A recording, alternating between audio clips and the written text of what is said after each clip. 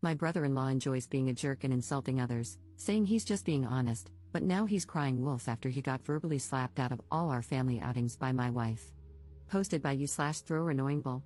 This is a throwaway account, as I have work colleagues on my main account that I don't want knowing about my family drama, and the spelling will be rubbish because I'm fuming right now. Obligatory note, all names have been changed. So, for the backstory, I, 36F, am married to the love of my life, K, 36F. We met when we were 17. She was out and proud, while I was still in the closet, so we didn't start dating until I came out at 21.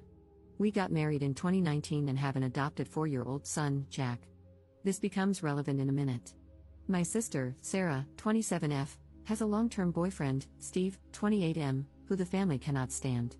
They've been together for 8 years, and the whole family has hated him from the first time we met him. He is rude, obnoxious, arrogant, and an all-around crappy human being. He's the type who claims he's just honest, but if someone is honest back to him, he flips out and sulks like a toddler. In fact, my toddler is better behaved than he is. He isn't abusive to Sarah and doesn't direct these comments toward her, it's just the rest of us. He's actually a good partner to her and treats her well, which is his one redeeming quality. My dad and Kay hate him the most and will do anything to avoid him at family gatherings. Kay usually just ignores him and brushes off anything he says to her, as she doesn't like conflict. However, there have been a few occasions when she's said something back, but it's usually in a joking manner, which amuses my dad to no end. My mom is a peacemaker and will do anything to avoid drama, so she just changes the topic whenever he starts. But she and my grandparents all hate him just as much as the rest of us. Sarah is the only one who obviously doesn't hate him. Our son's birth mother, Tess, was Kay's best friend, who sadly died in 2021. This was a real shock, as she had an underlying heart condition that she didn't know about. She simply went to sleep one night and never woke up. Jack had been left alone in his cot all day, screaming for his mum, before Kay got worried that Tess wasn't answering her texts, and went to their house to check on her. She found Jack in his cot and Tess in her bed. We adopted Jack because no one in Tess's family was in a position to take him in. We raise him as our own, but he knows who Tess is. Obviously, this is a very sensitive topic for Kay, as it was so traumatic for her and Jack. Now, onto what happened last weekend. It was the anniversary of Tess's death on Saturday, so Kay, Jack, and I went to visit her grave. Kay is always quiet after visiting her, and this time of year is especially hard for her. On Sunday, we had a family gathering at my parents' house. These happen every couple of months as a way for everyone to catch up. At first, nothing was out of the ordinary. Kay and my dad were off to the side talking as usual, though I could see that Kay was obviously struggling. My dad and she went for a walk so she could clear her head, something they've done before, so nothing unusual. However, Steve had an issue with this and asked why they had left and why he wasn't invited to walk with them. I explained about Tess and said Kay just needed a minute.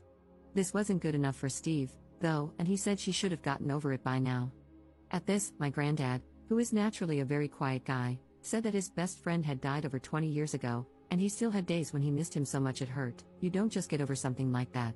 Steve shut up after that. Kay and my dad came back, and she was in a much better mood. We all sat down at the table for our late lunch and started chatting. Everything was fine at first until Steve started trying to intrude into Kay's conversation with my granddad. When it was obvious they weren't going to include him, he very loudly stated, "This is bullcrap. She's getting all the attention from everyone because her friend died 3 effing years ago. Get over it, for F's sake. We're all sick of hearing about it." The whole table went silent, and I took one look at Kay and knew she was about to go off on Steve. Only it didn't happen the way I thought. Rather than exploding at him, she looked at him very calmly and said that she and Granddad weren't talking about Tess, they were making plans to take him to the Christmas markets, but if he wanted to be a prick, then no problem. She then went on to tell him that everyone in the family hates him because he's a toxic, narcissistic prick. That whenever he can't come to a family gathering, the whole family is much happier. That there's a reason he has no friends and that even his own family can't stand to be around him. That reason is that he's rotten from the inside out, and Tess may have only been on this planet for 32 years, but she made a bigger impact on people than he would if he lived until he was 150. That her funeral was packed with people because she was so loved, whereas he'd be lucky if anyone other than Sarah was at his.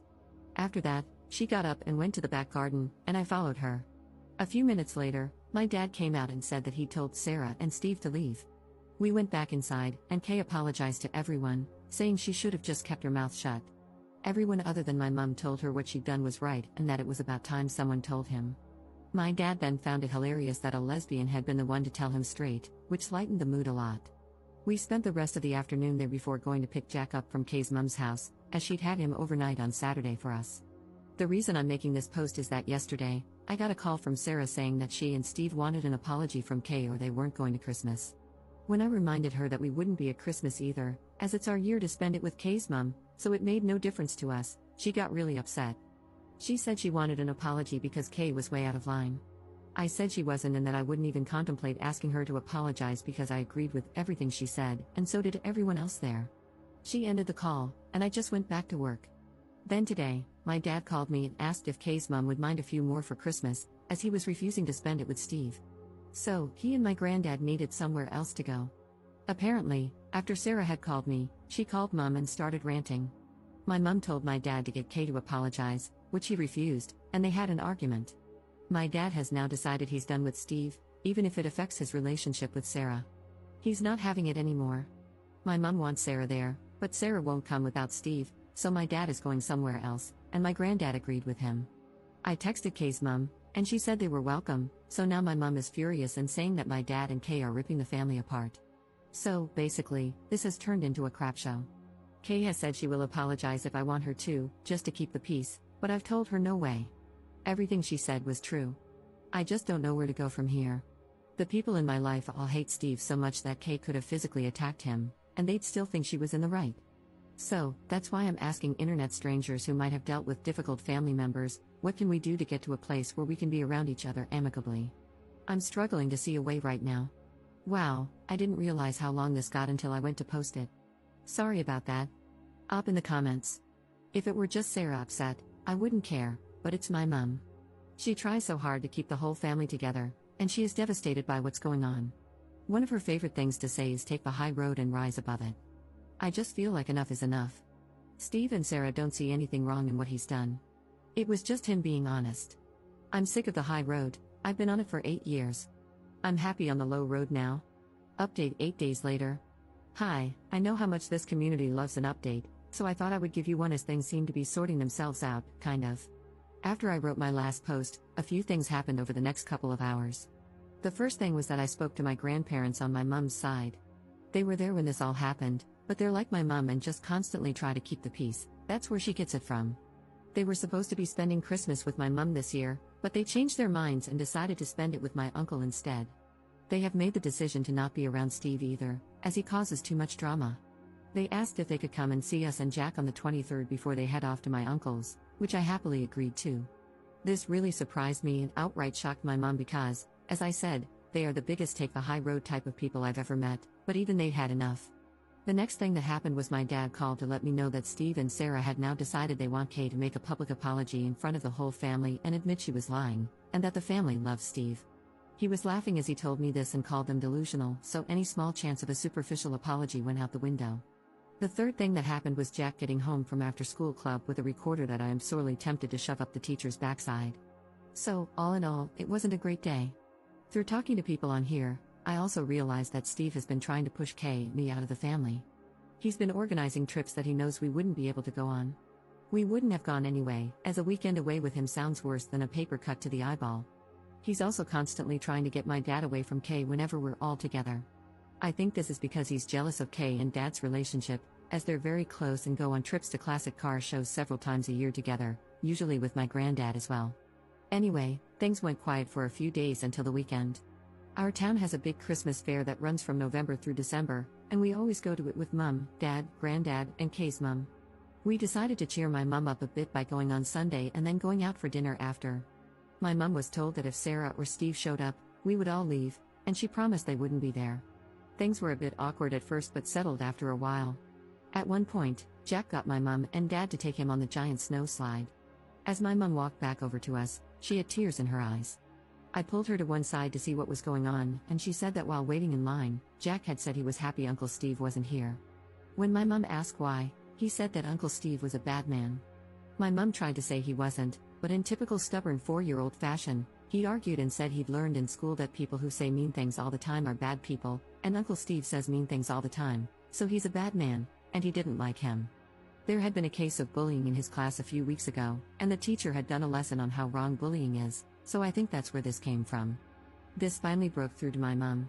If even a 4-year-old can see what a horrible prick the man is, then she had to as well. She said she felt stuck because she hated Steve and agreed with everything Kay has said, but she loves Sarah and doesn't want to isolate her. I told her I would always be there for her, but I wasn't putting myself, Jack, or Kay through being around Steve again, and she needed to think about what she wants, not what I want, or Dad, or Kay, or Jack, or her parents, or Sarah, or Steve, but what she wants. She went quiet and then said that Kay's mom had told her she was welcome at hers for Christmas if she wanted to and that she could decide on Christmas Day if she wanted. Kay's mom would save her a plate. We went back to the group, and a little while later, I saw Mom and Kay's mom having a deep discussion while walking behind us. Neither will say what they talked about, but Mom seemed a bit happier after their talk. They have also been talking since, as yesterday my mom told me that she will be coming to Kay's mom's for Christmas, and they've been talking about going shopping together next week. When Mom told Sarah after calling me, Sarah predictably lost her mind and said Mom was choosing us over her. My mom told her she was choosing to have a good Christmas rather than being belittled and made miserable, all for the sake of Steve and his so-called honesty. Sarah then called me and asked if I was happy that I'd won. She then did the unforgivable and used a few homophobic slurs toward me and Kay and called Jack the product of a WH-re. I ended the call, blocked her everywhere, and then let my family know what had happened and that I never wanted to speak to her again. They're all as appalled as I am, and Mike Annie, Mom's mom, called Sarah and apparently told her she was dead to her, as she won't have a bigot in the family. Sarah has been trying to reach out to apologize because she knows she has stepped over the unforgivable line, but I've just kept blocking the fake accounts she's been making on Instagram. Steve tried reaching out to my dad after this, and when he eventually answered, Steve tried to say that Sarah was just angry and didn't mean it. According to Mom, Dad ended up giving him a verbal lashing and told him he was the worst thing that had ever happened to Sarah and our family. My dad has told Sarah he is disgusted with her but will be there for her if she leaves Steve. Until then, good luck. Mom has gone low contact as well but wants to keep the door open so that Sarah isn't completely isolated. I had a few people saying that Steve may be abusive toward Sarah, but I really don't think he is. He usually acts like a prick when the attention isn't on him. He knows that when he says obnoxious things, all the attention is on him, and he revels in it. After Sarah's outburst, I just think they're both toxic and feed off each other's toxicity. She lets him get away with the things he says because she gets pleasure out of watching us all bite our tongues and keep quiet. So, Mom's angry, Dad's angry, our 3 grandparents are angry, and the extended family is angry. Kay is being my rock, but I can tell she's really angry about what Sarah said toward Jack. I'm just sad and done with it all. At least now I know what she really thinks about Jack, Kay, and me, so there's that. Not the perfect update, but we move on. It will be nice this Christmas to have both sides of the family together for the first time and not have to worry about Steve being a jerk, but I'm sad that this is how my relationship with my sister has ended. I'm trying to get into the Christmas spirit, but it's a tough one right now. The only things that make me smile are Kay and Jack being goofy idiots to cheer me up. However, the recorder can go to hell. I curse whoever invented the thing, like seriously, screw you. Thanks for all the support in my original post and for opening my eyes to a few things. Maybe internet strangers are the way to go for advice after all. Hope you all have a good Christmas/holidays. Second update 1 month later. Hi all, relationship_advice only allows for one update, so I thought I'd post this here as I've still got people reaching out for an update about Christmas. This might be a bit anticlimactic, but nothing much has happened. Sarah stopped trying to reach out to me during the first week of December after one final message through a mutual friend, saying that she loves me and sorry. My dad spoke to her once on Christmas Eve to wish her, and her alone, a Merry Christmas. My mom has spoken to her a few times and even had breakfast with her on Christmas Eve, but that's it. As far as I'm aware, Steve and Sarah spent Christmas at their house alone. I do know they went to a party on Boxing Day with one of Sarah's friends, and Steve was on his best behavior, according to someone I know who was there. Maybe he's learning, who knows? I did have a few people asking about why Steve and his family don't speak. After talking to my dad, I found out that Steve said something to his brother's wife at a family gathering, which led to his brother and him having a huge argument that turned physical. After that, Steve's brother refused to have him around himself, his wife, or his kids, so Steve's mom and dad told him he wasn't welcome at family events anymore. They went very low contact with him. Apparently, he gets a phone call on his birthday and Christmas, but that's about it. My dad was told this by Sarah, who was there when it happened. As per usual, she tried to downplay the whole thing and say that Steve's family was overreacting. Sounds oddly familiar. We spent Christmas at Kay's mom's house, and my mom, dad, and granddad all came as well. My mom and Kay's mom haven't ever really spent a lot of time together, but they have been recently, and they've become good friends, meeting up for lunch and going shopping together a few times. It's a bit of an odd pairing, as my mum is very straight-laced, and Kay's mum was a punk when she was younger and is now really into Wicca and natural healing. Seeing my mum dressed in her Sunday best and Kay's mum in her Sex Pistols hoodie is an odd sight, but they get along great, so that's nice. Christmas overall was good, nothing special, just relaxing. Without Steve being around, there was no need to be on edge. Jack was very spoiled and loved every second of it. I'll be honest and say I miss my sister a lot, and part of me really wanted to call her on Christmas Day, but I know I can't have her in my life right now. That's about it, really, all very boring.